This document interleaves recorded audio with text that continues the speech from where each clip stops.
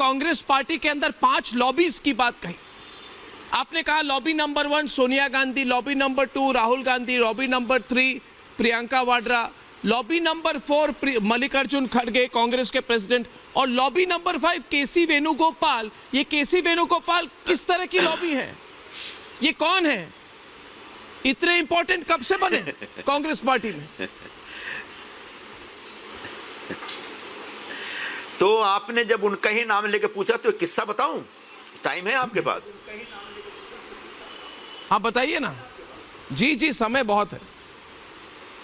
ये बहुत बड़ा आरोप भी हो सकता है। क्या हुआ कि लंबे समय तक मुझे घर पर बैठाए रहने के बाद कांग्रेस पार्टी को याद आया कि भाई संजय निरुपम नाम का भी एक हमारे पास नेता है जो मुंबई में, उसको कुछ काम देना चाहिए।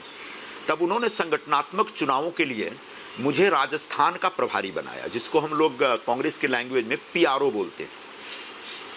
तो मैं पीआरओ बन गया और मैं बड़े जोश और उत्साह के साथ राजस्थान में काम करने लगा। वहाँ ऑलरेडी आप जानते हैं गहलोत जी का कैंप और एक सचिन पायलट का कैंप, उनके बीच बड़ी खींचतान थी। लेकिन बहुत मैंने एक स्मूथली वो इलेक्शन कराया और सबको सबका हक दिया, सबको उनका जो पॉलिटिकल स्पेस चाहिए पार्टी में सबको करके दिया और एकदम से स्मूथली काम चल रहा था।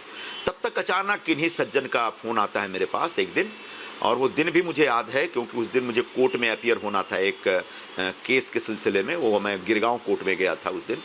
तो जब मैं गाड़ी में था तभी उनका फ़ोन आता है कि mister Nirupam, your work as PRO is done.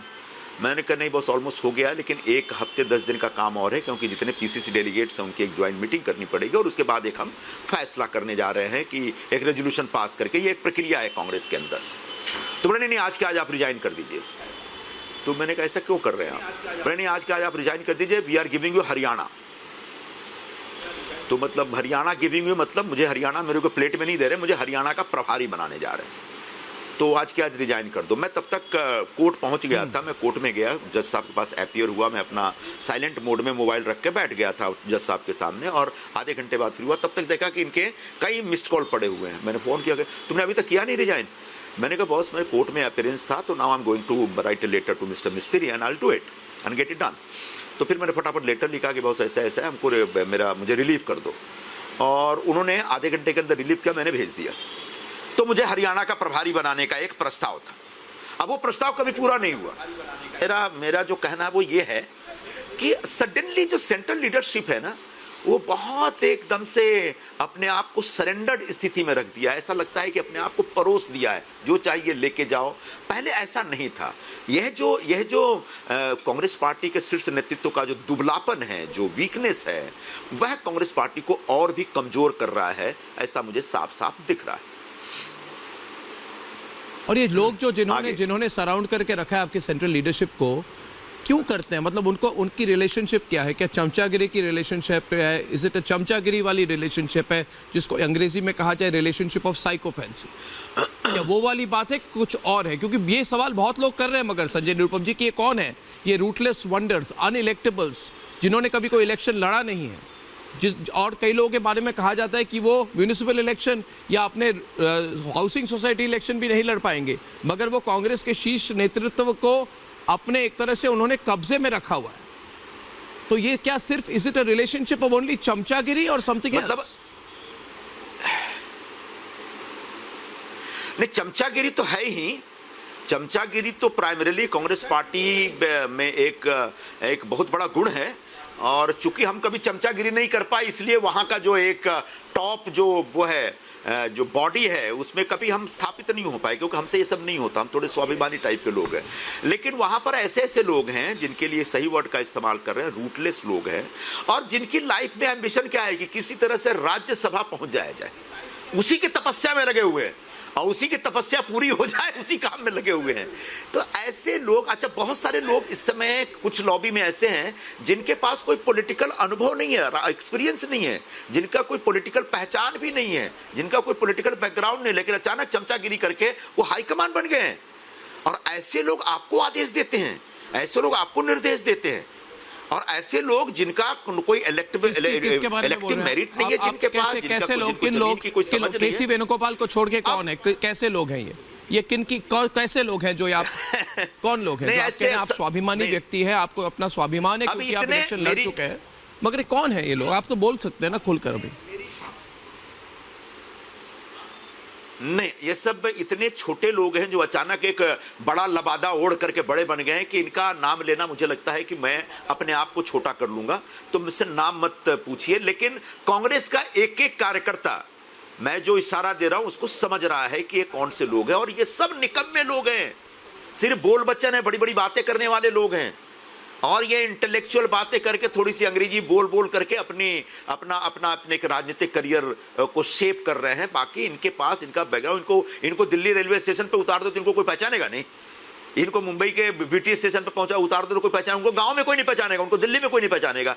ऐसे लोग आजकल हाईकमान बन गए हैं, ये बहुत ही दुर्भाग्यपूर्ण बात है। कुछ लोग ऐसे हैं जो आउटडेटेड हो चुके हैं, जो पूरी तरह से वैचारिक तौर पर जिनका कोई कनेक्ट नहीं रह गया है। एक आपने स्वाभिमान के बारे में बात की, एक किस्सा हिमंता बिस्वा शर्मा का था जिसमें कहा गया था कि एक कुत्ते को जिस प्लेट में बिस्किट दिए जा रहे थे वही प्लेट उनको भी ऑफर किया गया था। ऐसी कुछ बात आपने कही अपने प्रेस कॉन्फ्रेंस में, यू स्पेसिफिकली आपने कहा, और आपको मैं कोट कर रहा हूं कि इस तरह की बातें करते हैं, इस तरह की भाषा का इस्तेमाल करते हैं जो मैं आपके सामने प्रस्तुत नहीं कर सकता। आपने कहा कि आपके साथ the kind of language which has been used is the language you cannot speak in the open about. What was said to you? आपको क्या कहा गया था? आप रिपीट मत कीजिए वर्ड्स को, मगर क्या हुआ था?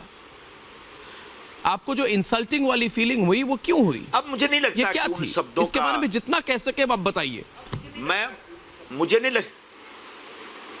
मुझे नहीं लगता कि जिन शब्दों का इस्तेमाल मैं सुबह नहीं करना चाह रहा था उन शब्दों का इस्तेमाल अभी शाम को करूंगा, तो वो जाने दो। लेकिन ये दुर्भाग्यपूर्ण बात है कि अलग अलग लॉबी में ऐसे ऐसे लोग हैं जो ऐसी भाषा का इस्तेमाल करते हैं और ऐसा व्यवहार करते हैं, ऐसा आचरण पेश करते हैं जो बहुत डिस्गस्टिंग होता है। और मुझे लगता है कि इससे ऐसे लोगों के भरोसे पार्टी को नहीं छोड़ देना चाहिए, वरना जो ये ग्रैंड ओल्ड पार्टी है सिर्फ ये ग्रैंड ओल्ड पार्टी ही रह जाएगी, इसका आने वाले दिनों में कोई भविष्य नहीं रह जाएगा। आज के दो बड़े हेडलाइन है कांग्रेस पार्टी को लेकर।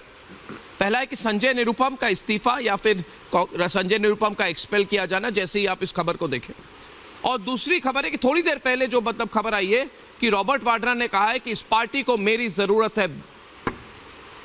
जहां मैं जाता हूं, रॉबर्ट वाड्रा ने इंटरव्यू दिए, हर चैनल को इंटरव्यू देने हैं कि जहां मैं जाता हूं देश की जनता कह रही है हमें रॉबर्ट वाड्रा चाहिए, और लोग कह रहे हैं रॉबर्ट वाड्रा जी आपने इतनी देर क्यों कर दी। ये उनके शब्द है, मेरे नहीं। Why have you waited so long? आप जहां से लड़े, अमेठी से, मुरादाबाद से, आप रिकॉर्ड वोट से जीतेंगे। तो ये दोनों चीजों को एक तरह से सिंबॉलिकली देखा गया है कि the exit of Sanjay Nirupam and the entry of Robert Vadra. आप कैसे देखते हैं इनको? क्या आपको लगता है रॉबर्ट वाड्रा दिशा दे पाएंगे कांग्रेस पार्टी को?